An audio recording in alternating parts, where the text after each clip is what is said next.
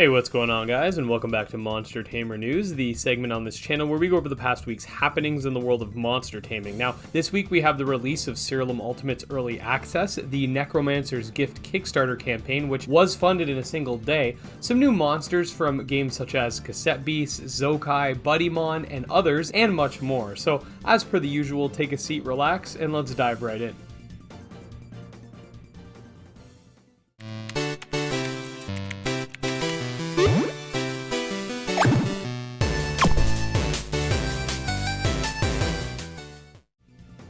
Alright, so we're actually going to start things off with some Skyclimbers news, that being the end of its Kickstarter campaign. The campaign ended up raising around $340,000 USD and absolutely crushed its initial $25,000 goal. It was, however, just shy of its $350,000 stretch goal, which included both a selection of minigames and a roguelike mode. However, the devs decided to implement the roguelike mode since the campaign got so close to that goal. I think that the Skyclimbers Kickstarter was handled really well, with the devs being really active with constant updates, screenshots, teasers, trailers, etc., and have set an excellent example for other devs planning on going the Kickstarter route. This past Friday, on March 12th, Siralim Ultimate released in early access on Steam. Now, if you don't know, Siralim Ultimate is the fourth main installment in the Siralim franchise and is a monster taming dungeon crawling RPG that features complex 6v6 battles, 1,000 plus monsters to summon and battle with, a fusion system, randomly generated realms to explore, infinite level caps, and looting, and more. If the game does interest you, I am going to be giving away one early access key in our Monster Taming Discord, and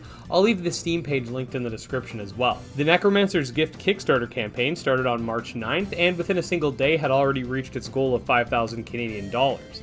As of the time of recording this video, the Kickstarter is well over $7,500, and we've unlocked the Meme Edition stretch goal with an extended OST and free mobile versions for $10 pledges being the next goals in line. I also had the pleasure of interviewing Leo on our podcast, so feel free to check it out. It was a lot of fun, actually. We got a brand new Cassette Beast reveal, that being the monster Mascotti. Now, this is especially interesting as the devs over at Byton Studios released some information about this plastic-type beast, and I want to read it here for you guys because, well, you'll see in a sec.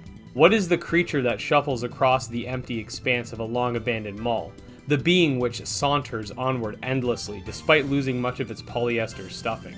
Some say you can occasionally hear them crying, but perhaps that's the sound they make when they're devouring some unlucky soul with their zipper maws. Mascotti proves that plastic-type beasts aren't all fun and games. Once some sort of character costume, the Mascotti is now closer to a shambling corpse. While it's slow, you wouldn't want to be on the pointy end of its oversized claw. Perhaps if one were to record it, however, this unnerving entity would make for a formidable form to take in battle. The Ploxmons devs released a devlog in which they talked about where the state of the game currently is and the ability system. It seems that the game's core mechanics are complete, with the devs currently adding to what they already have, whether it be more Ploxmons, more abilities, more bosses, etc. They also showcased an animation for Jolty Buck, an electric type, and Purifin, a water type. The Kindred Fates community newsletter released this week alongside an alpha update which added 2 new abilities to the game, including Germinate, which allows Kadoki to heal whilst not moving, and Unaware, which allows Mechid to ignore stat changes. The newsletter also discussed the progress of the game's single-player campaign, in which it confirms that the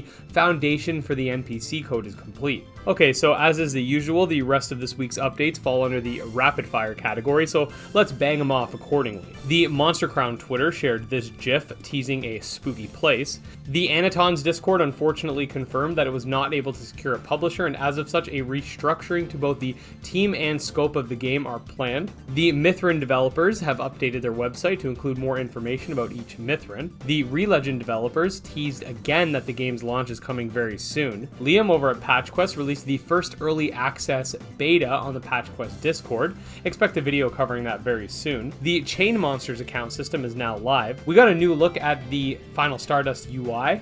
2 new Uni have been confirmed for the upcoming title, The Harmony Between Us, the first being Woolkid, a reckless electric type, and one of its evolutions, Caprastorm, an electric wind type that is a result of its pre-evolution being struck by lightning atop a mountain. The Voidling Wrangler devs continue to showcase this mysterious creature, and this time its genes have actually been corrupted. The Moncraft dev showcased this rocket rubber type monster. To the left is the original design, and to the right is a reworked concept. I definitely think the rework makes it far more expressive. We got a new monster for the upcoming title Disc Creatures World, this one being Spookmancer. We got 2 new buddies for Buddymon, being Hyptid, a cosmic type, and Wateroo, a water type. Here we have some desert creatures for Xenoscape, a look at the Eternal Exodus crafting system. Monster Tribe's main laboratory was showcased this week. 2 new Zokai families were released, the first being Scractus and its evolution, Sajirake if I'm pronouncing that correctly, and the second being Chemabulb and its evolution Chematank. And finally, last but not least, the Amber Roots dev showcased what the skills will look like in combat. So yeah guys, this week was definitely a little quieter, but that is partially due to the fact that the last Monster Tamer news was delayed to Tuesday, so this week's news segment only covers 5 days. That said, I am personally really excited for any time we get Cassette Beast news, and I'm definitely looking forward to covering the launch of Siralim as well as a new Patch Quest update. Next week, I actually do plan on adding even more games to the segment that have recently caught my attention, so let me know in the comments which games you're most amped for, and if you did enjoy this video, make sure to like and subscribe. You can follow me on Twitter at GymLeaderEd. You can check out our Monster Taming Discord. Like I said earlier, we are giving away a copy of Siralim Ultimate, and until next time, peace.